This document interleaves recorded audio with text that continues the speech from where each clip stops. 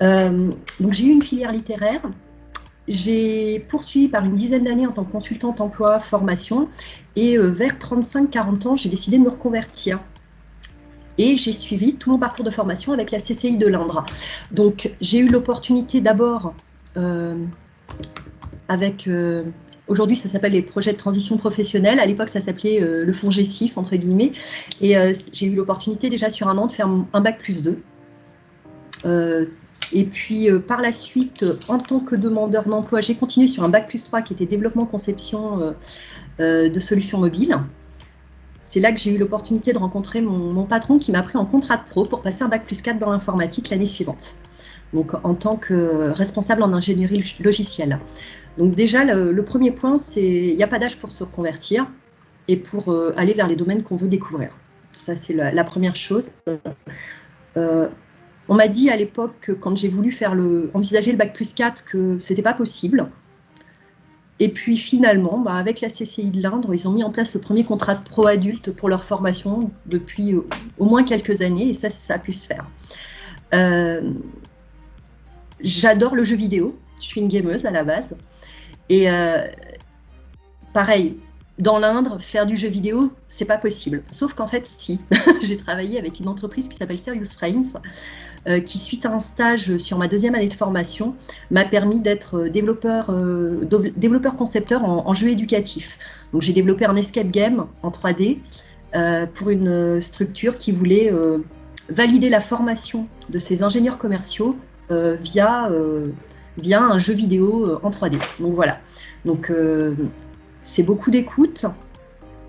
Aujourd'hui, je ne travaille plus dans le numérique pur parce que le développement, c'est pas ce qui m'intéresse le plus. Donc voilà. Alors effectivement, tout ce qu'on parle, dans les échanges avec de Lazare tout à l'heure, il parlait du fait qu'il y avait beaucoup de personnes qui étaient dans les fonctions support. Mon parcours professionnel me permet aujourd'hui d'envisager des postes plus en tant que formatrice technique, en tant que consultante, et c'est plutôt ce qui m'intéresse, j'avoue, parce que il y a quand même quelque chose quand on se reconvertit à mon âge, c'est qu'on était expert dans son domaine, on était reconnu, et là on devient débutant. Donc parfois il y a quand même des transitions aussi à faire, et c'est pour ça que je retourne plus vers des postes aujourd'hui de formatrice technique, consultante technique, et même dans mon poste, parce que là, suite à la crise sanitaire, j'ai été vers la facilité, je suis repartie un petit peu dans mes anciennes voies professionnelles pour un temps. Le fait d'avoir une excellente maîtrise des outils informatiques et numériques, ça permet quand même de faciliter la vie au quotidien dans n'importe quel poste, je pense, aujourd'hui, surtout avec le télétravail et la crise sanitaire qu'il y a eu. Donc voilà. Je ne sais pas si vous avez des questions particulières. J'ai plutôt envie de vous répondre si certains s'intéressent. Alors, on n'avait pas de questions à l'écrit, donc n'hésitez pas aussi à poser vos questions à l'oral, là, à remettre votre micro et poser une question à Séverine.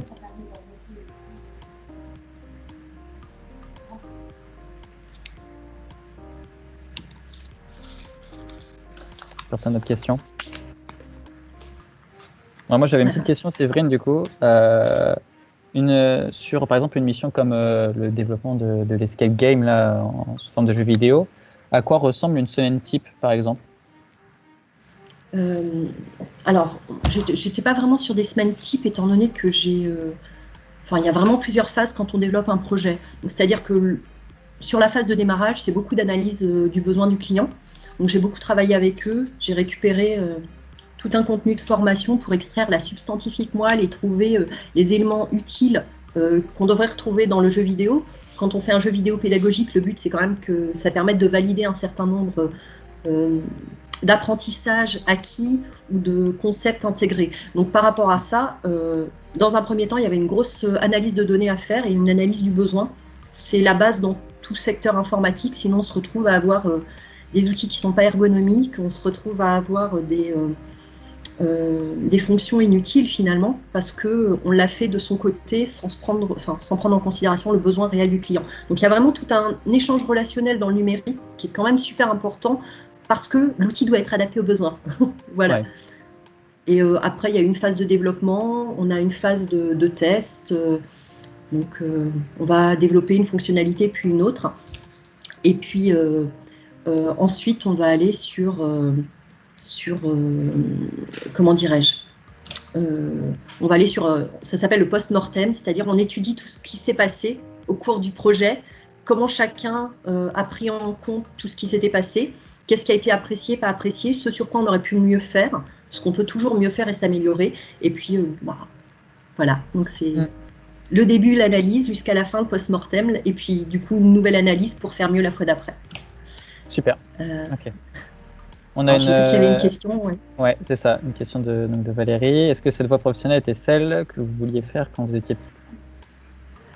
Alors, j'adorais l'informatique, mais j'adorais aussi les langues étrangères. Et à l'époque, on me disait que c'était pas compatible. Donc, j'ai choisi en premier les cultures étrangères et les langues étrangères. Et dès que j'ai eu l'opportunité, j'ai fait une formation de webmaster en 2003. Mais à l'époque, la formation que j'avais faite ne me permettait pas d'avoir suffisamment de compétences techniques pour directement travailler dans le domaine. Mais j'avais déjà, depuis 2003, effectivement, eu envie de m'orienter vers l'informatique et vers le technique.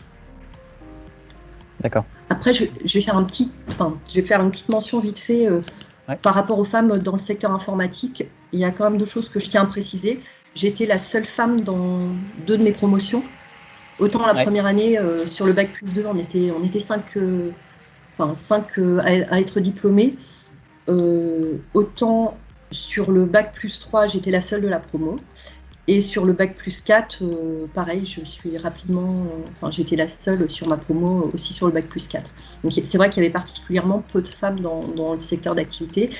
Et on n'est quand même pas sur les mêmes ambiances quand on est sur du purement masculin ou quand on est sur du mixte.